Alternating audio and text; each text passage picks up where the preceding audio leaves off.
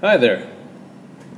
Do you get confused when taking multiple choice tests that are written in language that are sometimes complex or confusing? Do you ever find yourself having to take an essay test and you find sometimes you lack the vocabulary or the words to properly get your point across? Do you speak English? If you answered yes to all of these questions, chances are there could be a problem because these are the same tests and assessments we're expecting English language learners to do as well. Welcome to Chapter 11, Classroom Assessment. Did they learn what you taught? In this chapter, we're going to talk a little bit about the assessment axis of evil. Excuse me. We're going to talk about how you can kill the same bird but with a different stone. We're also going to look at breaking the mold. In the past, we had popular assessment methods for ELLs that look like something like this. Talking slower. Enunciate. Or just plain dumbing down your speech. You see doggy? These were things that were tried for years, and I'm sure some areas of research even showed they were productive, but not for today's ELL learners. We need to make some changes. So first, let's look at ELLs and assessment. It's a little background information for you. The purpose of assessment is to inform and guide teachers in their instruction. And a good assessment has balance. It should have factual questions, but it should try and draw out higher levels of thought and critical thinking.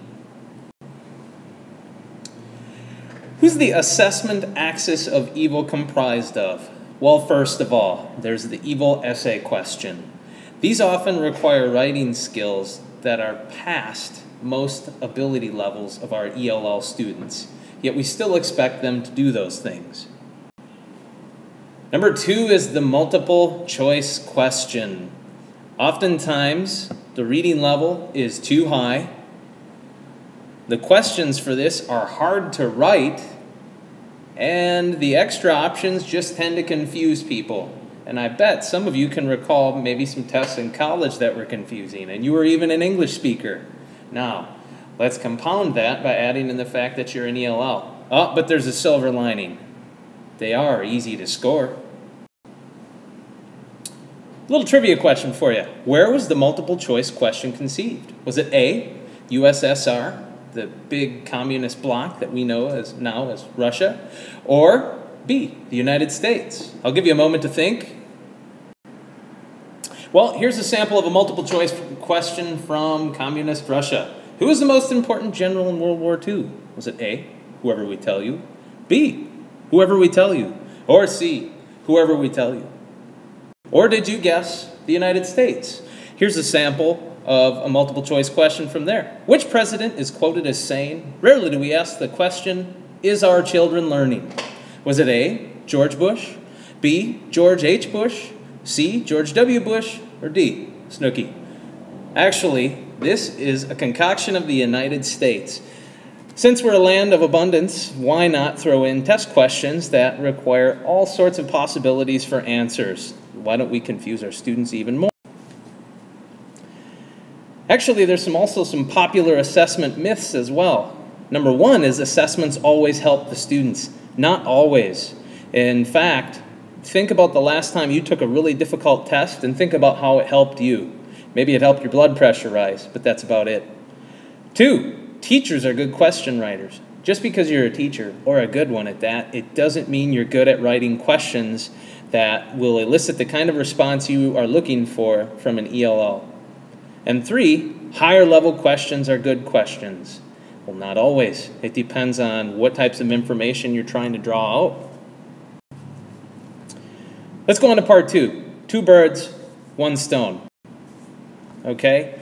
We're still going to assess, but maybe there's a smarter way we can do this. So let's scrap the essays. Let's scrap the multiple choice, and let's try a true and false question.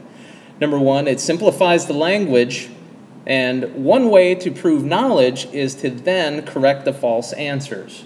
This shows a simplified, like I said, simplified language, but it also provides an opportunity for the student to give feedback to show exactly what they know. Here's a sample, true and false. Which president is quoting that as saying, "Rarely do we ask the question, is our children learning?" Was it A, B, C, or D? Now, the idea is to take a multiple choice question like this and turn it into a statement or a true and false statement. True or false? Snooki was the president responsible for saying, "Rarely do we ask the question, is our children learning?" Obviously, you know that is false. She is a Jersey Shore character. She was not a member of the United States government. You can use ID questions. These assess large amounts of information, but it really lowers the reading amount required of students. Here's an example. M equals Michael Jackson, J equals Jermaine Jackson, and LR equals Lionel Richie. So I would use one of those to label who is regarded as the second best Jackson. I would use one of those to label describe the most important man to discuss his Sunday mornings. And I would use one of those to label which Jackson member taught Michael to moonwalk. Those would all be acceptable ways to lower the amount of reading required for ELL students. We could allow completion questions, known as fill in the blank or even close procedures, depending on when you ask them. The idea behind this is producing an answer instead of recognizing an answer. For example, I subsisted on most of my high school career by successfully completing multiple choice questions because I was able to recognize the answer that looked the most correct. It didn't mean that I knew how to produce the most correct answer. When it comes to assessment, when we always do what we've always done, we'll always get what we've always got. And if that confused you, what I mean is there's got to be a way to break the mold in assessment. In other words, we don't always have to assess the way we always have. Otherwise, we'll still end up getting those failing results. Let's try something new. For example, we can try portfolios. Portfolios, one of the positives is that you can include any number of things, journal entries, specific portions of assignments where students can demonstrate growth.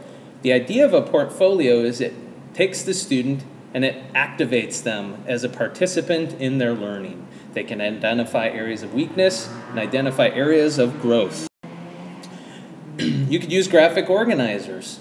This is an original self-creation, and basically you could use an idea map, and you could have students map out different learning that they made, different connections that they've made. Again, it takes a little more creativity to do this, but it is an original creation of knowledge. You could use self and peer reflection. In other words, you could develop a rubric, either teacher developed or class developed, and this is really helpful for critical reflection, not only of yourself, but peer reflection. So peers will also look at what their partners are doing, and then they'll compare that to what they have done. And oftentimes, for teachers who have used rubrics, I think you'll find the students are tougher on themselves than you would be on them. That's been my experience in the past. And finally, let's talk about rubric grading for a little bit. The thing I like about rubric grading is because it specifically shows what is there.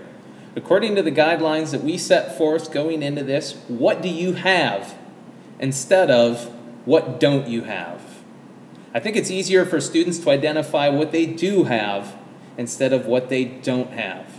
And it's easier to prescribe on, here's a few things you need to add to that to make it more complete.